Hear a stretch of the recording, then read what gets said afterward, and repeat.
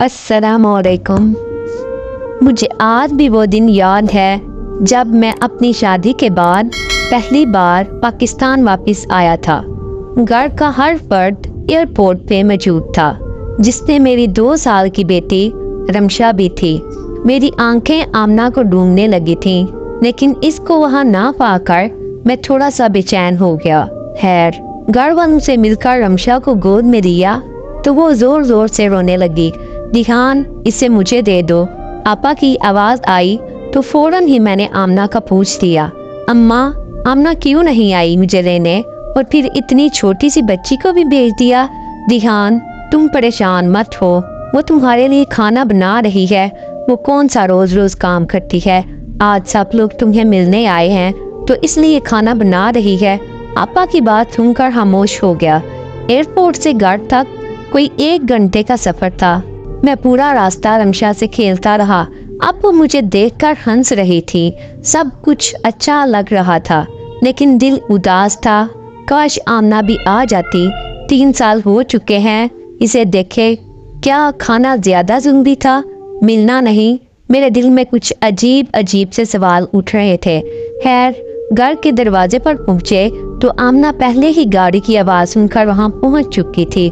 दूर से देखा तो दिल चाहा जाके मिल लूं, लेकिन नहीं, बस दूर से सलाम किया और वो हल्की सी मुस्कुराहट के बाद पानी लेने चली गई। पूरा दिन मेहमानों का आना जाना रहा। घर वाले बहुत खुश थे। मेरे दोस्त अखबार मिलने आ रहे थे। आमना किचन से निकली ही नहीं। कभी किसी को चाय पेश करती तो कभी खाना लग रहा था, जैसे मेरी आमना तो कहीं खो ही गई है। शाम हुई तो कुछ रश कम हुआ। सब खाना खाने में मसरूफ थे।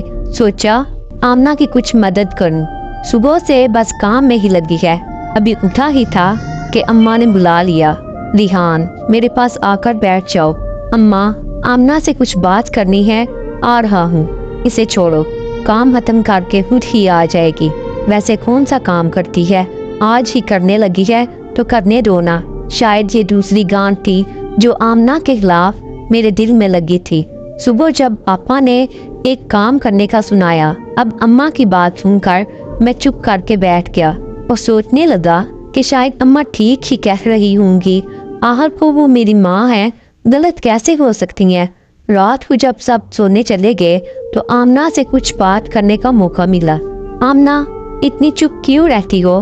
तुम तो बोला करती थी, याद है? पूरा दिन हम ऑफिस में बस तुम्हें चुप करवाया करते थे। कभी बतूल से लड़ाई तो कभी मैडम इरम से। आमना और मैं एक ही ऑफिस में नौकरी करते थे।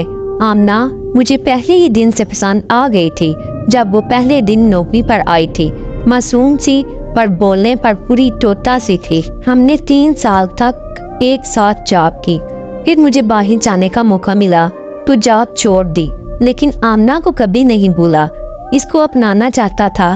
तब भी अम्मा को राजी किया, जो कि इंतहाई मुश्किल काम था। खैर, आखिर वो दिन आ ही गया जब हम एक हो गए थे। बस 1 माह के लिए ही मैं अपनी शादी पे आ सका। शादी के बाद इधर उधर दावत और घूमना फिरना लगा रहा।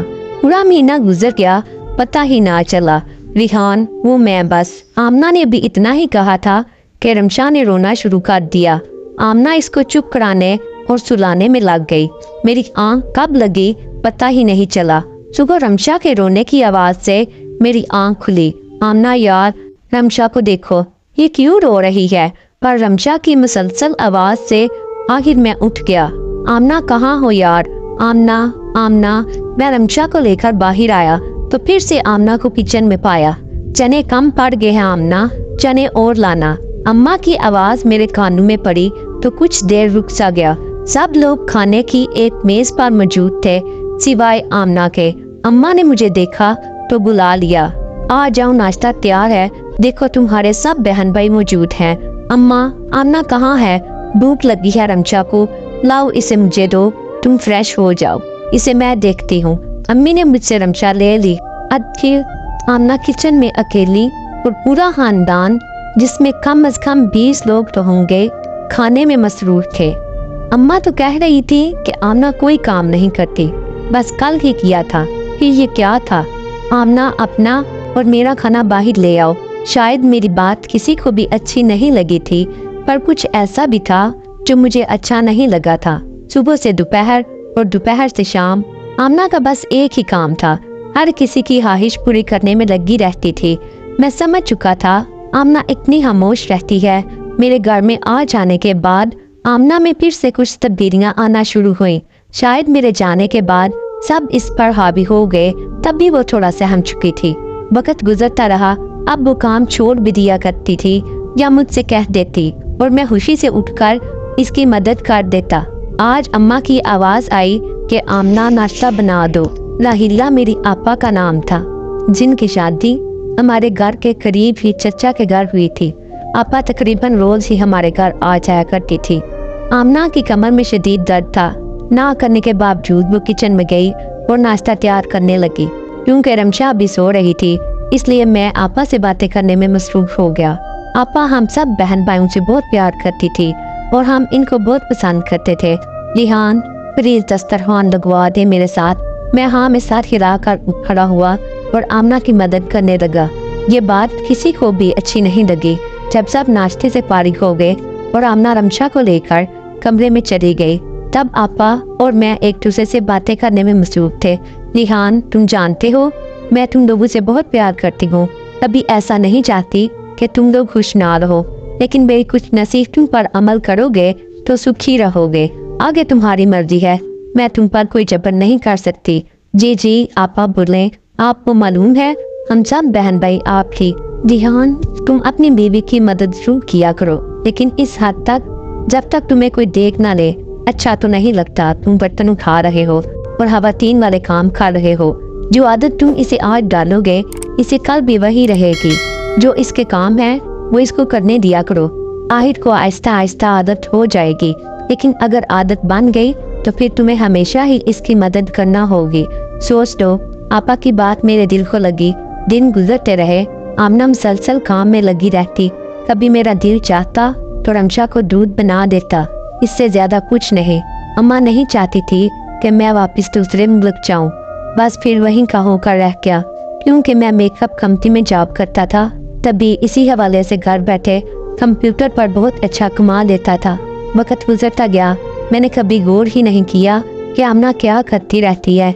जब मेरे 3 बच्चे हुए तो गुजारा थोड़ा मुश्किल हो गया। मेरी दोनों बेटियां तो स्कूल जाया करती थी, लेकिन बेटा अभी छोटा था। तब ही मैंने और आमना ने एक फैसला किया कि हम बच्चों को बेहतर तालीम देने के लिए शहर शिफ्ट हो जाते हैं। वहाँ आमना नौकरी कर लेगी और मैं घर बैठे अपनी चीज़ों को शेयर करूँगा। आपा से मशवरा किया तो इन्होंने भी इस बात की हामी बांट ली कि ठीक है, बस अम्मा को भूल मत जाना। मेरी तो ख्वाहिश थी कि अम्मा को साथ लेकर जाऊं, लेकिन अम्मा अपने बच्चों को छोड़कर जाने को तैयार ना थी। वो बड़े भाई के साथ रहने लगी। अब जिनकी बेहद मसरूफ थी, मैं पूरा दिन शाम तक ऑर्डर ही देता और इनको दूसरी जगहों पर भिजवाता। आमना जॉब में बहुत मसरूफ थी और बच्चे पढ़ाई में। मैं और मेरा बेटा घर पर होते, लेकिन बेहद मसरूफ। एक दिन आमना जॉब से घर आई तो शायद कुछ ज्यादा ही थक गई थी। आते ही सो गई और हम सब भूखे रह गए। आमना थोड़ा बीमार रहने लगी थी। अब जब वो जॉब से आती तो पहले की तरह चुस्त और तवाना महसूस ना होती। अब दोपहर के खाने के साथ साथ हम रात का खाना भी होटल से मंगवा लेते। आमना रोज कहती कि रिहान मुझे डॉक्टर के पास ले जाओ, और मैं रोज काम की वजह से ना जा पाता। सालों साल ही गुजरते रहे, ना मुझे टाइम मिला, ना आमना की बीमारी ठीक हुई। नहीं मालूम इसे क्या हुआ था। फिर एक दिन ऐसा आया कि जब मैं खूब बीमार हुआ, पेट के दर्द ने जैसे मेरी जान निकाल दी। सिवाय आमना के मेरे पास कोई नहीं था। आखिर मेरे घर वाले भी तो हैं, इन्होंने मेरा ख्याल क्यों नहीं रखा। एक दफा फिर मुझे एहसास हुआ कि मैं आमना के साथ ज्यादती कर जाता हूँ, लेकिन ये एहसास शायद कुछ दिन का होता। वही जिंदगी जिसने मेरी ख्वाहिश होती कि आमना जॉब से वापस आकर खाना बनाए और पूरे घर को संभाले, और जब बात मेरी मदद की आती तो मैं अपनी थकन को आगे ले आता और आपा की वो बात, बीवी की बेजा मदद ना करना वरना सारी जिंदगी ही करना पड़ेगी, मेरे दिमाग में मौजूद थी। आमना और मैं लड़ना शुरू कर देते। कभी वो टाइम ना देने पर मुझसे डरती, और कभी मैं खाना ना बनाने पर, और कभी तेरे घर वाले और कभी मेरे घर वाले। बस यही तू मैं करके वक्त गुजरने लगा। कभी लड़ने लगते। आज मैं बहुत उदास हूँ। आमना अस्पताल है, इसको ड्रिप लगी है और मैं खुद को काफी तन्हा महसूस कर रहा हूँ। मैं, मेरे बच्चे, बस और कोई नहीं है। मेरे घर वाले आमना से रस्मन पूछ कर जा चुके हैं, सिवाय आमना की अम्मी के और कोई नहीं जो इस वक्त इसके लिए बेचैन हो। मुझे आज वो दिन याद आते हैं कि हम क्यों लड़ते थे, अपना वक्त जाया करते थे। क्यों मेरी आपा ने मुझे ये नहीं कहा कि रिहान अपनी बीवी की मदद किया करो, नबी सल्लल्लाहु अलैहि वसल्लम को बेहद पसंद है। क्यों मैं आमना को हर दफ़ा गलत कह देता था और बस मुझे यही लगता था कि ये बस काम से भागने के चक्कर में लगी रहती है। क्यों हर दफ़ा मैं अपने घर वालों की बात को सही समझ जाता था।